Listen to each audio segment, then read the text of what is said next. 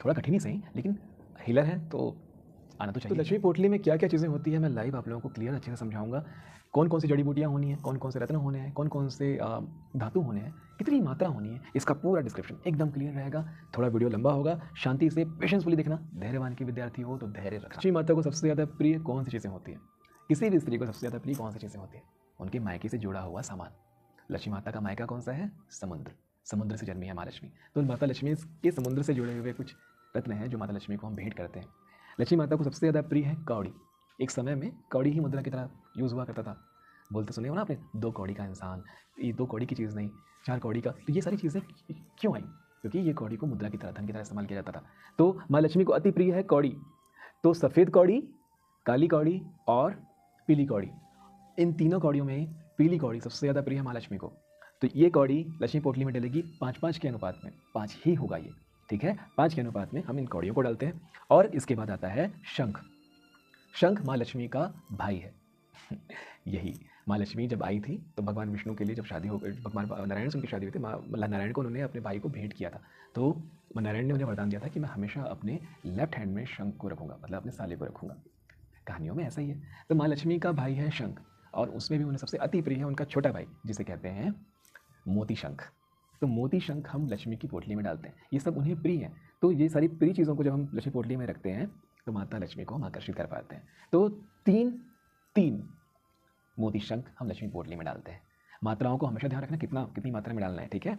इसके बाद आता है गोमती चक्र, सुदर्शन चक्र का प्रतीक। भगवान विष्णु नारायण का सुदर्शन चक्र, भगवान माँ लक्ष्मी के स्वामी भगवान विष्णु के सुदर्शन चक्र का प्रतीक है गोमती चक्र। तो माँ लक्ष्मी को यह भी बहुत प्रिय है, और ये भी समुद्र से ही आता है, समुद्र का ही रत्न है। और एक और रत्न, गोमती चक्र भी 5 की मात्रा में ही होगा। और एक रत्न और है समुद्र की झाग, समुद्र की फेन। ये बड़ा छोटा कैसे भी आ सकता है, इसको तोड़ के आप 3 हिस्सों में तोड़ लीजिए और 3 की मात्रा में इसे लक्ष्मी पोटली में हम डालेंगे, ठीक है जी।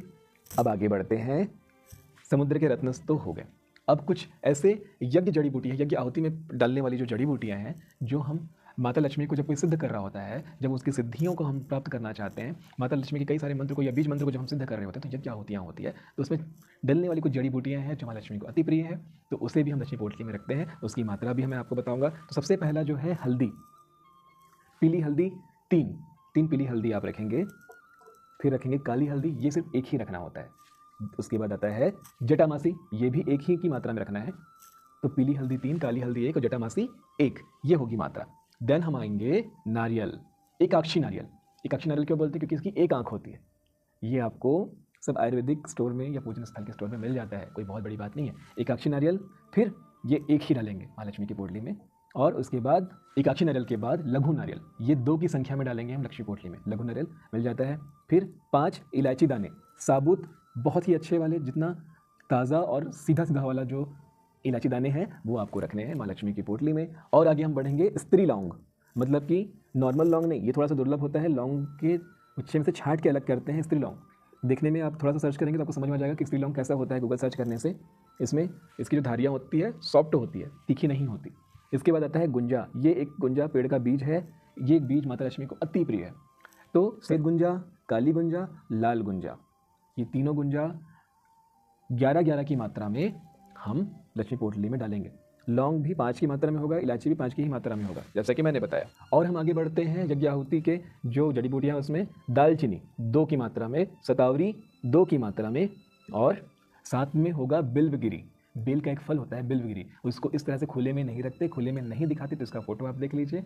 इसको सीधे छुपा के ही रखना होता है, छुपा के ही लक्ष्मी पोटली में डालना होता है। इसके बाद कमलगट्टा, कमलगट्टा माँ लक्ष्मी का जो आसन है कमलगट्टा, कमल के बीज को कहते हैं। तो ये है कमलगट्टा जो कि 5 की मात्रा में होगा। फिर आएगा इंद्र जौ, ये होगा 51 इंद्र जौ, कोई बड़ी बात नहीं है। ये शब्द सुनने में अजीब लग रहे हैं, सर्च करेंगे तो आसानी से मिलता है गूगल में। इंद्र जौ 51 की मात्रा में। फिर आएगा 7 मुखी रुद्राक्ष, 7 मुखी रुद्राक्ष माँ लक्ष्मी के पोटली में होना चाहिए। भगवान रुद्र का अक्ष माँ लक्ष्मी को प्रिय है। माँ लक्ष्मी आराधना करती हैं भगवान शिव का, तो वो रुद्र के अक्ष को अपने साथ रखना पसंद करती है। तो लक्ष्मी को प्रसन्न करने के लिए रुद्र के अक्ष को हम रखते हैं। इसके बाद हम आते हैं रत्नों में। माँ लक्ष्मी धन की देवी है, तो उनको रत्न, आभूषण ये हम ऑफर करते हैं। तो हमारे पास ये रत्न हैं। अब क्योंकि डायमंड बहुत महंगा होता है, तो और पिंक कलर का डायमंड मिलता भी नहीं, तो ये अमेरिकन डायमंड है, पिंक अमेरिकन डायमंड को हम रखते हैं लक्ष्मी पोटली में। मोती रखते हैं और रखते हैं पारद गोटी, ये है पारद, पारद गोटी। इन 3 रत्नों को हम माँ लक्ष्मी की पोटली में रखते हैं। ये रत्न बहुत आवश्यक है। और हम रखते हैं चांदी का सिक्का।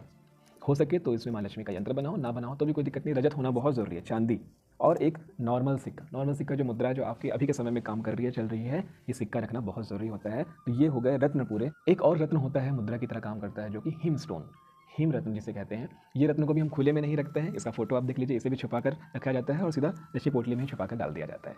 बाद में उसकी पूजा या हीलिंग होती है।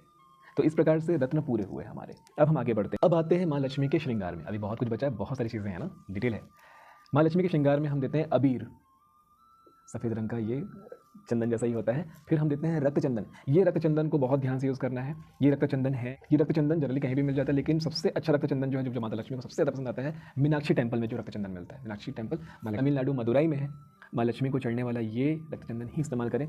मैं पर्सनली रिकमेंड करूँगा कि ये रक्त चंदन इस्तेमाल करें, बहुत बहुत ज़्यादा प्रिय है माँ लक्ष्मी को। और गुलाल, ये तो आप कहीं का भी यूज़ कर सकते हैं, नॉर्मल मिल जाता है आराम से। रक्त चंदन वहीं का हो, सबसे अच्छा हो। श्रृंगार हो गया। अब माँ लक्ष्मी को भोग में क्या देते हैं, खाने के लिए क्या देते हैं, तो वो ऑफर क्या करते हैं देखिएगा। इसमें सबसे जो माँ लक्ष्मी को प्रिय है वो है सरसों, पीला सरसों। पीला सरसों अलग है, नया है मामला। पहला है पीला सरसों, जो कि माँ लक्ष्मी को बहुत प्रिय है। 108 दाने पीले सरसों के आप रखेंगे। और साथ में धनिया, धन या धन का इस चीज़ का नाम ही माँ लक्ष्मी के द्वारा दिया गया, माँ लक्ष्मी के द्वारा पड़ा है नाम धनिया, माँ लक्ष्मी के नाम से ही है ये धनिया। तो धनिया रखेंगे हम 51। साथ में हम रखेंगे मखाना। मखाना भी कमल के फूलों से ही बनाया जाता है, तो मखाना जो माँ लक्ष्मी को अति प्रिय होगा, 5 की संख्या में रखेंगे। और मुर्रा जो कि धान से बनता है, ये होगा 11 मुर्रा। संख्या को याद रखना, संख्या लिख रहे हैं, नोट कर लेना, 11 मुर्रा। हम लक्ष्मी पोटली के सामग्री के आखिरी स्टेज में पहुंच गए हैं। श्री यंत्र और महालक्ष्मी यंत्र, ये लक्ष्मी पोटली में ज़रूर से डलेगा।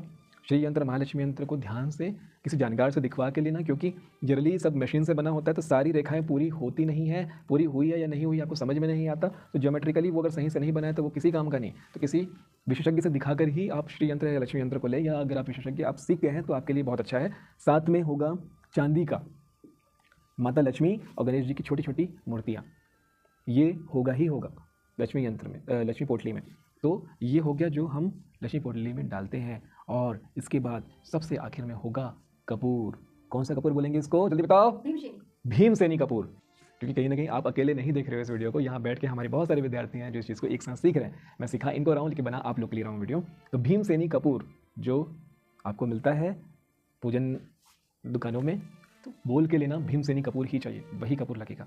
तो ये हो गया सारे इंग्रेडिएंट जो माँ लक्ष्मी के पोटली में डलेंगे, जो पूरे साल के लिए आपके जीवन में धन धान्य सुख समृद्धि शांति वैभव लेकर आएंगे, हर तरह के सुख को लेकर आएंगे। क्योंकि माँ लक्ष्मी इसकी वजह से आपके जीवन में वो जब वो तृप्त होंगी तो आपके घर में रुकी रहेंगी।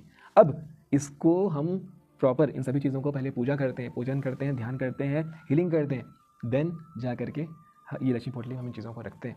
याद रखना, जिस समय भी आप लक्ष्मी पोटली को बना रहे हो, कम से कम में 24 घंटे का उपवास आपका हो।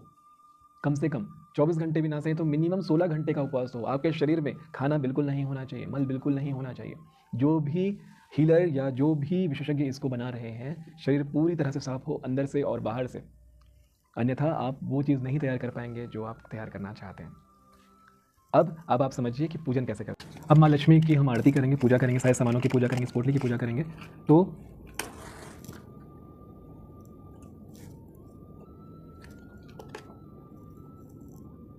जो कि वैदिक कर्मकांड है, बिल्कुल हम वही करेंगे, क्योंकि ये पूरी तरह से ये पूरी प्रक्रिया वैदिक प्रक्रिया है।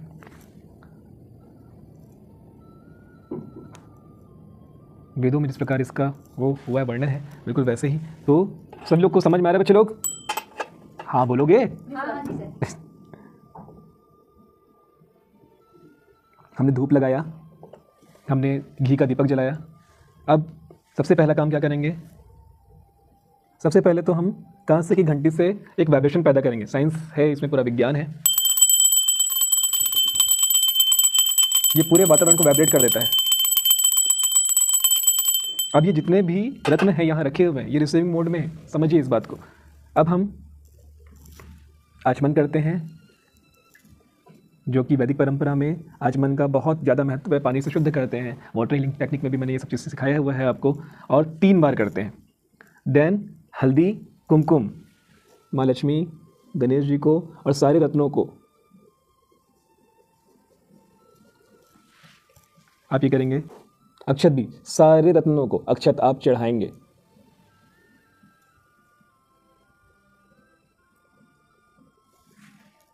अक्षत और अर्पण करने के बाद आप इनकी आरती करेंगे। आरती करने के समय मैं आप लोगों को सिखा रहा हूँ, इसलिए बैठा था अब तक। ये सारी प्रक्रिया या तो नीचे आसन में बैठ के की जाती है या तो खड़े होकर की जाती है।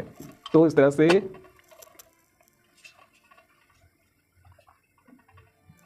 सारे रत्नों की आप आरती करेंगे और माँ लक्ष्मी जी का कोई भी मंत्र आप उच्चारण कर सकते हैं। ना आए तो ओम श्री लक्ष्मी नारायणाय नमः ये मंत्र भी आप बोल सकते हैं। नहीं तो बैकग्राउंड में आप चला लीजिए स्पीकर में मंत्र। और सबसे आखिर में जो होगा माँ लक्ष्मी के भ्राता शंख, ये हम लक्ष्मी पोटली में नहीं डालते। लक्ष्मी पोटली में सारे रत्नों को डालने से पहले एक बार जैसे हम घंटी बजाए थे वैसे ही हम शंखनाद करते हैं।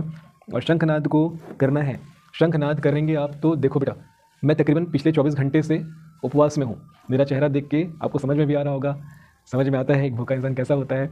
तो 24 घंटे से मैं व्रत में हूँ। और व्रत की हालत में जब आप खाली पेट, आपका पूरा स्टमक, पूरा सिस्टम जब खाली होता है, क्योंकि 12 घंटे में आपका शरीर खाली हो जाता है और अगले 12 घंटे में आपका शरीर सिर्फ अपने डेड सेल्स को खा रहा है, अपने खराब कोशिकाओं को खा रहा है, आपका पूरा सिस्टम खाली है। उस समय जब आप शंखनाद करते हैं आपका पूरा सिस्टम वाइब्रेट हो जाता है, आप महान हीलिंग पावर से भर जाते हो। तो ये शंख की महिमा है। हर घर में शंख होना चाहिए, चाहे आप किसी भी धर्म के हो, मैंने नहीं रखता, शंखनाद होना चाहिए, खाली पेट में शंख बजाना चाहिए। बहुत सारी चीज़ों को ये ठीक करता है और इसकी वैदिक महिमा है वो तो अलग।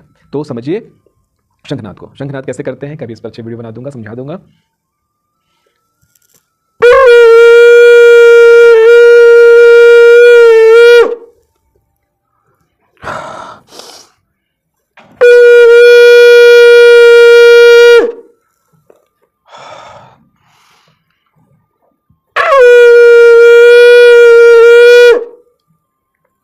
तीन बार गहरा शंखनाद आप करिए, आपके सातों चक्रों में आप ऊर्जा तुरंत महसूस करेंगे। आपका पूरा सहस्त्रार चक्र उस समय आपको वाइब्रेट होता हुआ महसूस करेगा, उस तरंगों को आप महसूस कर पाएंगे। आप एकदम से एक नशे की हालत में पहुंच जाएंगे, एक खुमारी, एक वैदिक हाई जिसको बोलते हैं, उसमें आप पहुंच जाएंगे शंखनाद करते। और जब आप उस हिप्नोटिक स्टेज में होंगे, जब आप उस सम्मोहन की अवस्था में पहुंचेंगे, जब आपको पूरी तरह से माँ लक्ष्मी के इस यंत्रों के, इन रत्नों पर आपका पूरा ध्यान होगा और माँ लक्ष्मी की कृपाओं पर आपको ध्यान होगा। और उस समय आप लक्ष्मी पोटली को हाथ में लेकर के अपने सीधे हाथों से एक एक करके इन सारे रत्नों को लक्ष्मी पोटली में डालना शुरू करेंगे।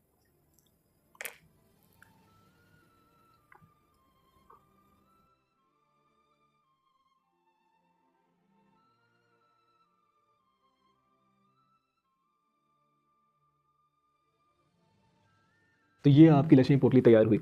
लक्ष्मी पोटली से थोड़ी और बड़ी बनेगी जो आप लोगों को दिया जाएगा। ये ऐसा बनाया गया आपको दिखाने के लिए। लक्ष्मी पोटली एक बार बन गया तो समझने वाली बात यह है बेटा कि जिसके नाम से ये लक्ष्मी पोटली बनेगा वो इसके अंदर के सामान को नहीं देखेगा खोल के कभी भी। आप अगर कहीं से भी लक्ष्मी पोटली लेते हो, आपके क्लाइंट लक्ष्मी पोटली या आप हमारी संस्था से लक्ष्मी पोटली ले रहे हो, अपने लिए ले रहे हो, खोल के नहीं देखोगे। किसी और के लिए ले रहे हो, खोल के देख सकते हो। आप अपने लिए लिए हो, किसी और को बोल सकते हो खोल के देखो इसमें क्या क्या सामान है। जो सामान बताया गया वो सारी चीज़ें हैं या नहीं है चेक करने का मन है तो, अदरवाइज चेक करने की आवश्यकता भी नहीं है। ठीक है, तो ये लक्ष्मी पोटली तैयार हुआ। अब इसके साथ ये लक्ष्मी पोटली तैयार होने के बाद अगले 11 दिन इसके साथ माँ लक्ष्मी के मंत्र जाप के साथ इसकी हीलिंग होगी। 11 दिन या 16 दिन, 11 दिन या 16 दिन। अगर स्त्री के लिए बन रहा है तो 11 दिन, पुरुष के लिए बन रहा है तो 16 दिन। जिसके नाम से ये लक्ष्मी पोटली बना है उसके लिए 11 दिन या 16 दिन की हीलिंग होगी। ये होगी ही होगी माँ लक्ष्मी के मंत्र के साथ। माँ लक्ष्मी के कई मंत्र होते हैं, बीज मंत्र के साथ भी हीलिंग होती है और रेखी हीलिंग के और कई तरीके होते हैं, जैसे वसुधा सिंबल के साथ भी इसकी हीलिंग होती है। तो 11 दिन या 16 दिन की हीलिंग होती है। अलग अलग हीलर अपनी क्षमता के हिसाब से इसको अलग अलग समय काल में हील करते हैं। तो ये दिवाली से पहले आपके घर में आ जाए तो बहुत उचित है। अगर दिवाली में आपके घर पे नहीं आया तो तुलसी विवाह का एक अलग एक अगला मौका है जिसमें आप इसको घर में लाके इसका पूजन करके इसको घर में स्थापित कर सकते हैं। घर में स्थापित करने के बाद अगले 1 साल के लिए आपके घर में सुख समृद्धि और शांति बनी रहेगी। और 2 मौके वो होते हैं कार्तिक पूर्णिमा और गुरु पूर्णिमा। कार्तिक पूर्णिमा और गुरु पूर्णिमा में भी आप लक्ष्मी पोटली ले करके अपने घर में माँ लक्ष्मी के फोटो के सामने, लक्ष्मी गणेश और सरस्वती माता के फोटो के सामने लक्ष्मी माता के चरणों में इसको रख करके इसकी ऊर्जा को आप अपने जीवन में ला सकते हो। पूरे घर के लिए भी एक लिया जा सकता है या इंडिविजुअल भी लिया जा सकता है। किसी एक इंसान के नाम से लिया जाए तो उसको ज़्यादा फलता है। घर के लिए लिया जाए तो घर में भी सुख समृद्धि शांति मतलब एक कंबाइंड फॉर्म में आती है। लेकिन किसी एक इंसान के लिए लिया जाए तो उसकी कोई विश है, जिस काम पे वो कर रहा है, जिस काम के लिए आगे बढ़ रहा है फाइनेंशियली, तो उसमें उसको बहुत बरकत मिले, सक्सेस मिलता है। तो ये है लक्ष्मी पोटली की महिमा। ये घर में भी रखा जाता है, शॉप में भी रखा जाता है, अपने बिजनेस की जगह में भी रखा जाता है, कहीं भी रख सकते हैं जहाँ भी पूजन स्थल है। तो पूरा तरीका मैंने आपको बताया बेटा, इसको सीखो, बनाओ, और जिसके लिए भी बनाओगे पूरी ईमानदारी से, पूरी लगन से चीज़ों को सही सही खोज के लेकर आना। हर चीज़ का अपना महत्व है, क्योंकि जिसके भी जीवन में जाएगा उसके जीवन में बरकत आए, सुख समृद्धि आए, शांति आए, ये उद्देश्य होना चाहिए। जिसके भी इसको पूरे ईमानदारी से, पूरे संयम से चीज़ों को सही सही चुन के, सही से जैसे बताया गया वैसा लाना है, वैसा ही बनाना है, ताकि आप जिसके भी जीवन में ये जाए आपके द्वारा, उसके जीवन में सुख समृद्धि और शांति लेकर आए। समझ में आया? क्लियर है ना? क्योंकि ये बहुत ज़रूरी है बेटा। आप लोग मानता हूँ अलग अलग धर्मों से हैं, लेकिन यहाँ पे धन की देवी लक्ष्मी को माना गया है। जैसे कि द गॉडेस हेकाटे को भी हम माना करते थे, वैसे ही धन की देवी माँ लक्ष्मी जो दिवाली में जिनकी पूजा होती है, उनका एक बार जयकारा बुलाएंगे आपके मन से।